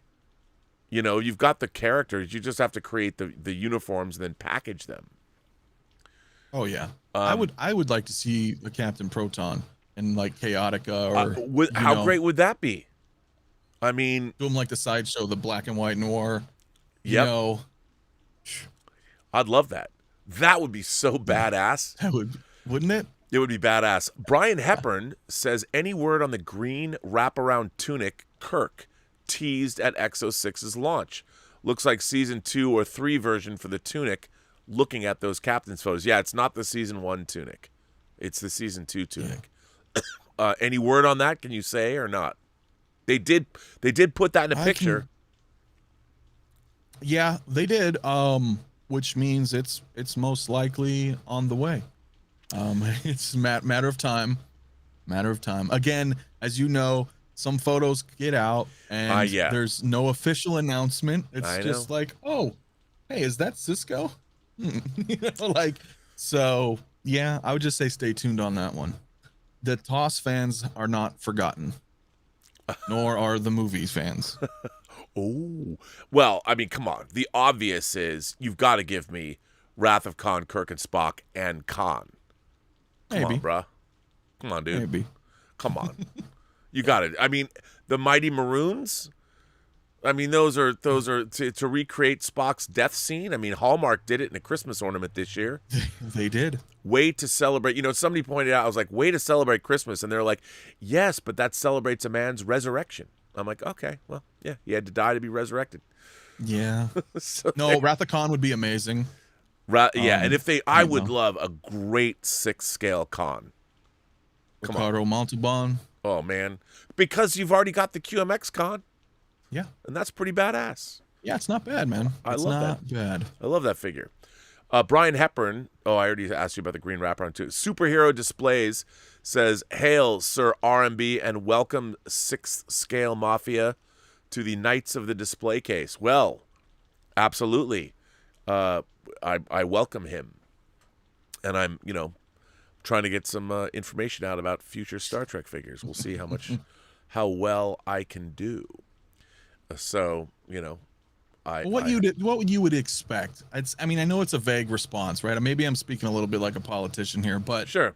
What you would expect is most likely what you're going to see. It's just a matter of time, Well, realistically. Yeah, I mean, there are figures. I think when I think about just figures that I think would be awesome, General Chang. Somebody in the chat, General Chang from Star Trek 6. That's a great costume. Yeah. That's a great. I mean, Klingons. People will buy Klingons. Oh yeah, Klingons are like stormtroopers for Star Wars. People will buy Klingons. You have General Chang. Worf. Mullet or ponytail? For Worf? Yeah. Well, ponytail for Deep Space Nine, mullet for TNG. Good answer. Yeah. So there you go. That's how I would do that. Because Worf, the ponytail really came into play for him. It was done really well in DS9. And in but like what's really interesting is too with TNG, I don't think anybody wants the first 2 seasons. Like if you ask me about costumes, would I want a first season Picard when I can have season 3 or season 5 or whatever, No. Or would you like a Tasha Yar though? No? Yes, I would. Yes? Yeah, but give me Tasha Yar from yesterday's Enterprise. But she's season 1. Give me Tasha Yar from yesterday's Enterprise, though. Hey. Uh-huh.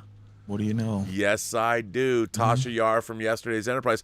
Now, that would be the figure that you throw in a season 1 costume with as an accessory.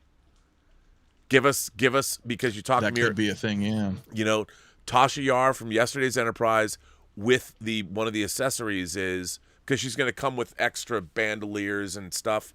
The accessory is her outfit from season 1, if you wanted it. Maybe.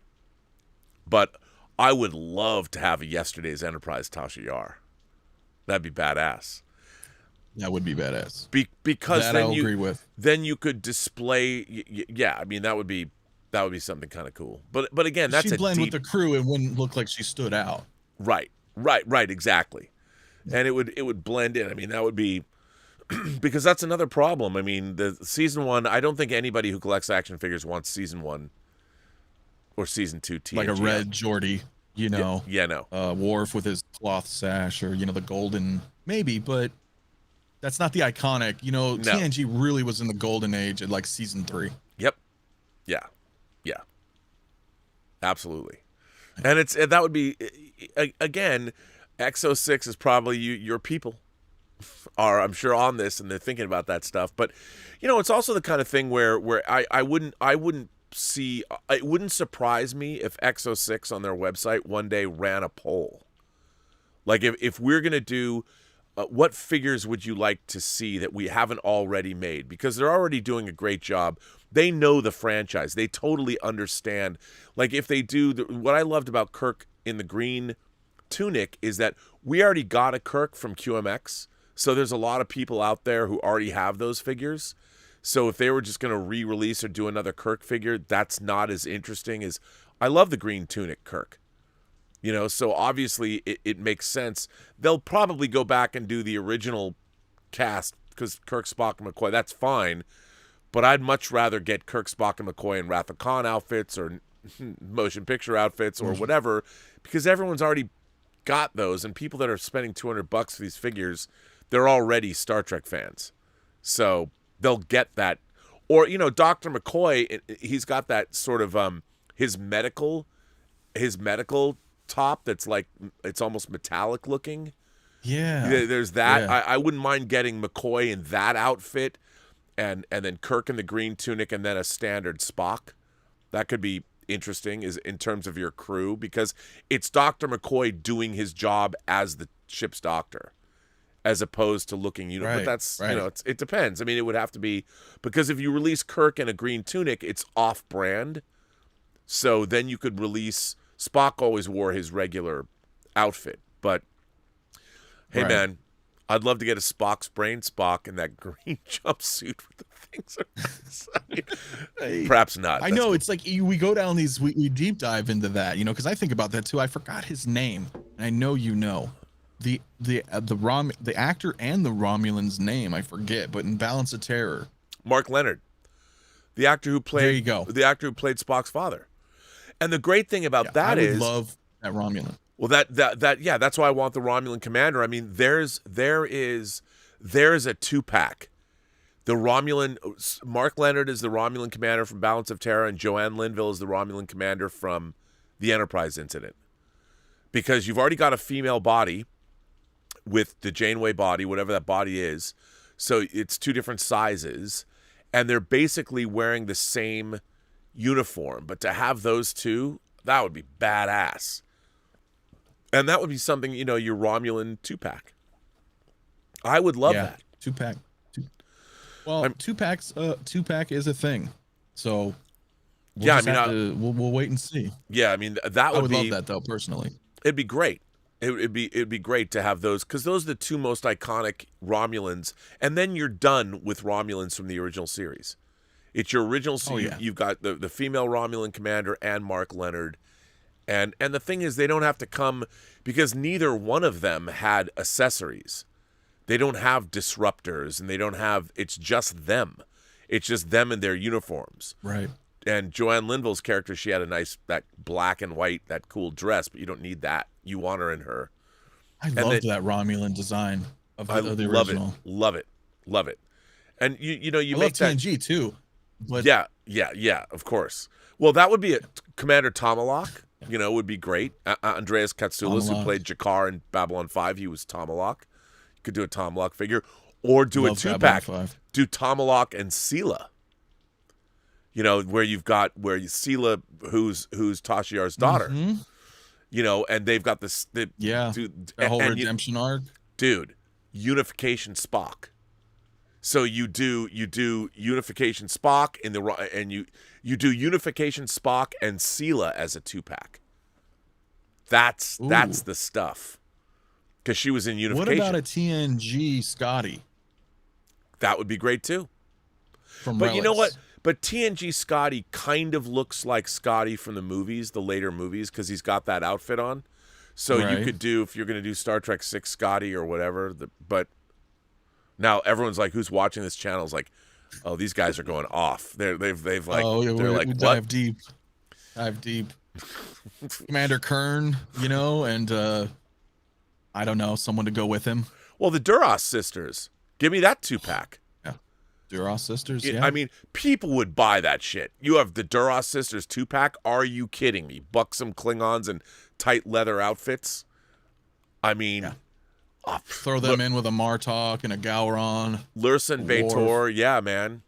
I mean, that would be Lursen B'Etor but I would go with the more red, because they've got that. You gotta go with their personal. Like, they could have the Klingon armor, but there's like more the red leathery. Go with that version of them. Mm-hmm. That'd be awesome. And you again, you could release 2-packs, because you could do like the Generations Picard when he's wearing the Voyager uniform. You could do Generations Picard with Malcolm McDowell's Soren, if you wanted to do that. Or you could release Generations Picard would be great with Guinan.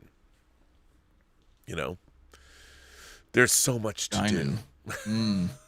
But I mean, there is so much to do and not enough time. Not enough time. I will say Q, that was one of the reasons we had announced Q. If you know, that Q started and ended with TNG. Yep. So that is like our, as you can see the logo coming through, Next Generation 35th anniversary. Right, which is next year. TNG starting point. Yep. Yeah, which is, I mean, there's, and that's a great figure to do. But I would love to see a Tasha Yar, a Yesterday's Enterprise Tasha Yar. That would be, yeah. That Because could be well, I don't know. I'd say, would you think that'd be a Grail eventually? Maybe, because I do think that if anything, I think that a lot of female fans bought the Janeway figure. I mean, clearly, the even judging by the analytics on this channel, there's a huge disparity between male and female action figure collectors, especially at the high end level. I'm not saying there aren't any, but I'm willing to bet you that a lot of female Star Trek fans bought that Janeway. That's why it's sold out. I think, and I think if you made a kick-ass Tasha Yar figure, especially from Yesterday's Enterprise, I think it would sell. I think it would have because the female audience for genre stuff. I remember before Captain Marvel came out, I said Captain Marvel's going to do really well, and people are like, "Oh, Rob, it doesn't look that good." I go, you know what it has going for it that other Marvel movies haven't? A female lead. And mothers and daughters are going to go see Captain Marvel, and it's going to kick ass, and it made over $1 billion.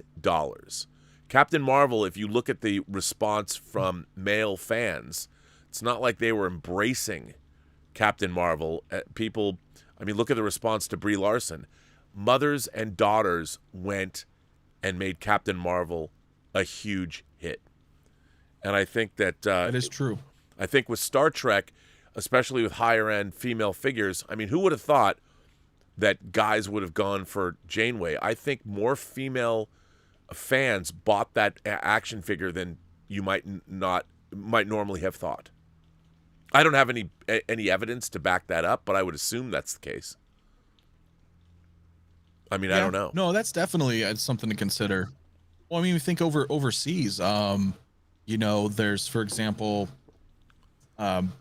like the Kelvin timeline, Chris Pine, Zachary Quinto, those I mean, are very highly sought for the females overseas, like in China and Japan. They're really, which is strange, right? When you think about things like that, just the demographics are a little bit different on certain aspects, and those can really propel, what we would otherwise think wouldn't work. Like you said with Captain Marvel, people are like, nah, this movie, but there it is, that $1 billion hit.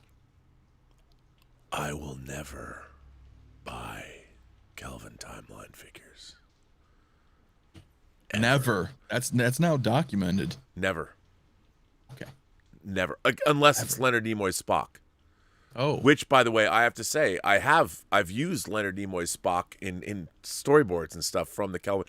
By the way, perhaps the worst Star Trek toy line ever is what Playmates did with the Kelvin with Star Trek '09.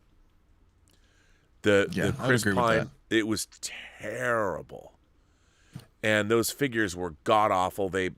I bought, because I pre-ordered them. I bought the 12-inch figures, and that Chris Pine likeness is the worst thing I've ever seen. Yeah, terrible. But could you imagine? I mean, a Benedict Cumberbatch con that looked really good. No, because you're not a fan of the movies. No, but I don't think anybody. You know why? Here's the thing. What did he do in the movies that makes that? If you think about him, nothing. He was a terribly written villain. I mean, one of my favorite things, just because it's so ridiculous, when he goes, "I'm Khan," and the characters are like it was to me. It shows just how brain dead. I mean, look, I don't know J.J. Abrams. I'm sure he's a really nice man, and he's had a lot of great success. I'd love to have his success. But when you're making this movie, when you're sitting in the edit bay, and you have Benedict Cumberbatch say he's Khan, how is the audience supposed to look at that and have any recognition at all? Like, he's not. They didn't find him on SETI Alpha 5. Like, okay, he's Khan, but he doesn't even resemble Ricardo Montalban in any way, shape, or form. How are we supposed to know he's Khan? Yeah. And the funny thing about it is the reaction. Just announce. I agree with you. Yeah, the characters are like, and like here's something that I here's something that I don't understand. I'll never understand this. Why didn't Into Darkness begin in 1996 with an action scene where you see Khan and his followers? So you understand he's got 72 people with him, and they're fighting to get onto the Botany Bay. And there's a huge action scene, like 1996 India or whatever. And you watch these guys fight their way to get onto this spaceship, the Botany Bay. And the opening scene is this incredible action scene, and then it ends with them lifting off into space. You have the opening credits. That would be amazing. And then you find the Botany Bay. And you don't hear about them for 45 minutes. Right. They just take off. Or, right after the credits, you have the Botany Bay a la Aliens floating in space, and you see a ship that isn't the Enterprise finding it in space. Mm. So you retell the opening scene of Space Seed, and then you move forward. And that way, because it doesn't make the funny thing about that movie is you don't even know who the hell he is. Neither does Kirk and Spock. Okay, your name's crew, Khan. Right? Like, what does that mean? And in Space Seed, in the original series episode where he's introduced, they do a really great job of explaining who and what he is. And they don't even do that in the movie. The Star Trek Into Darkness is supposed to rely on people's understanding of Wrath of Khan. And then even Wrath of Khan requires an understanding of a little bit of Space Seed from the original series, because Space Seed was part of the first season of Star Trek, 66, 67. Star Trek II, Wrath of Khan, came out in 82. So there's a 15-year difference in time. Well back. Well, Star Trek Into Darkness came out 30 years. It came out in 2012. So it was 30 years after Wrath of Khan, and they expect you to know? Like, they don't even define who this character even is. He's just supposed to say Khan, and you're supposed to go, oh, I remember in a Star Trek movie 30 years ago that wasn't even a part of this continuity. It's ridiculous. Anyway, I'm totally yeah, you got to forget. Yeah, it's a Kelvin line. It's like, wait, what? No, I get it. I'm not a fan of them either, but there's some people who were introduced to Star Trek through the movies, like the '09, I know, trilogy. That's a very sad thing. I mean, I could never Agreed. so you have a villain in Star Trek '09 who's mad that his homeworld is destroyed, his family's dead, and he's gone back in time. And the first thing he thinks about when he realizes he's back in time is like, wait a minute, we can go to Romulus right now, and we can warn everybody that in almost 100 years, the Hobus Star is gonna go nova, and we can save everyone. But no, he's going to hang on to his anger about what happened 100 years in the future and destroy Vulcan instead. I mean, I can't Did go. they somehow flip that now with Picard? Dude, it's like, yep, well, no. I mean, I Right? would have. It's just so. I don't know what's going on, and honestly, I mean, just shows, television shows aside, I'm lost with the newer Trek personally. Yeah, me too. Or either I'm lost or lost in my own vehement hatred of all of it. Yeah, no, I can see that. I mean, there's obviously people who enjoy it, but Sure. yeah, I don't know. It's a lot I of just think people's it's first experience lost with the thread to franchise. me. Yeah, So, yeah, no, I agree. well, listen, sir, we've been going for 2 hours. This has been a fun stream. I want to thank you, Anthony, from Six Scale Mafia. Where can people find you on social media or in the world?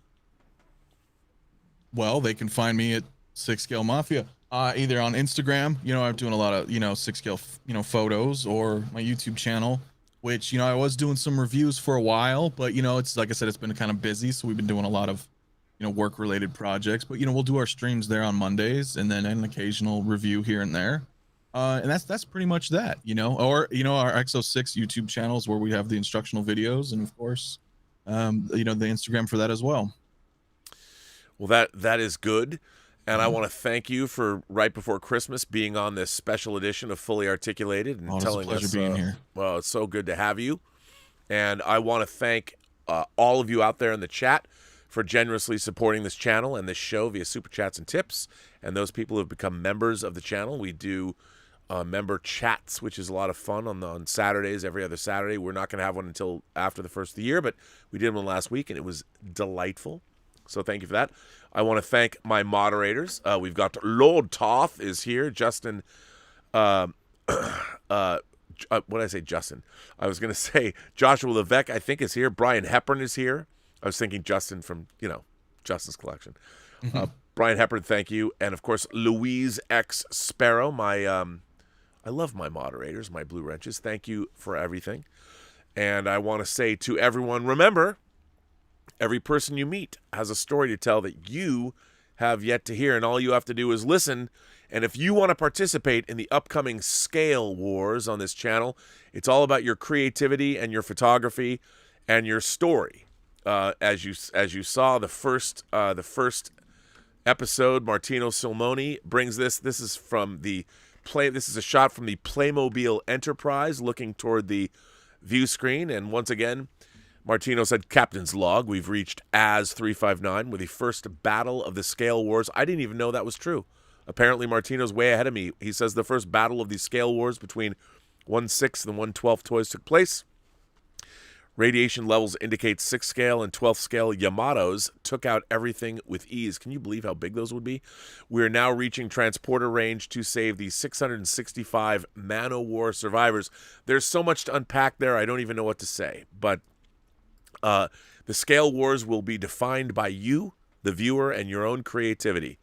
So, and you know what? I think I'm gonna start taking these pictures, and I'm gonna make a coffee table book out of them. That by the end of the year we'll publish it. But I'm gonna take everyone's pictures. I mean, I wanna debut them on this show, idea. But after, I mean, wouldn't that be fun? the Scale Wars, and I'm gonna take Martino's picture is obviously the first page of this book, and I'll just make it as we go. So what you have to do is you have to send me your photographs of your 1/6 or 1/12 scale collections in some kind of pose, some kind of battle, some kind of whatever, and write me some kind of a paragraph that explains what's happening in this skirmish. And I did not know that the Scale Wars were now intergalactic or extrasolar. I didn't realize that. I thought it was going to be fought on Earth, but clearly that is no longer the case. According to Martino, the Scale Wars began at AS 359. I didn't even know there was an AS 359, but apparently there is. We need to figure out where in the universe that is. I love that name. And I would imagine it's called AS 359 because of heel versus babyface. So apparently in the future, AS himself has a planetary system named after him, which that means AS somehow is going to have some great effect on our human future. Maybe as he will leave, he will not be my favorite Yorkshire man, but he will go into space and somehow found his own planetary system. And if that, according to Martino, that's actually happened. So that is canon. The Scale Wars have their own canon. And according to Martino, he taught me things I don't know. And I put that same challenge to you people. It's up to you to fight the Scale Wars. Send me pictures. Write the stories of the battles that we have yet to celebrate. So in the second week of January, whoever sends me whatever shit they've got, I'll publish it. Send me stories. Let's document it all. Such a cool idea too. I'm digging it. The Scale Wars. And on that note, everyone, I will be doing our observations later this afternoon.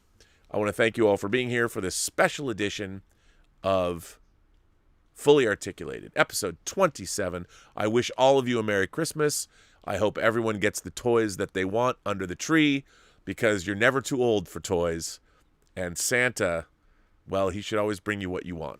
Because, well, hopefully you've been good. If you've been naughty, you get shit. Other than that, right. I want to thank Anthony from Six Scale Mafia for being here. And thanks again for having me. Thank all of you. And as Justin would say, I'll see you in the next video.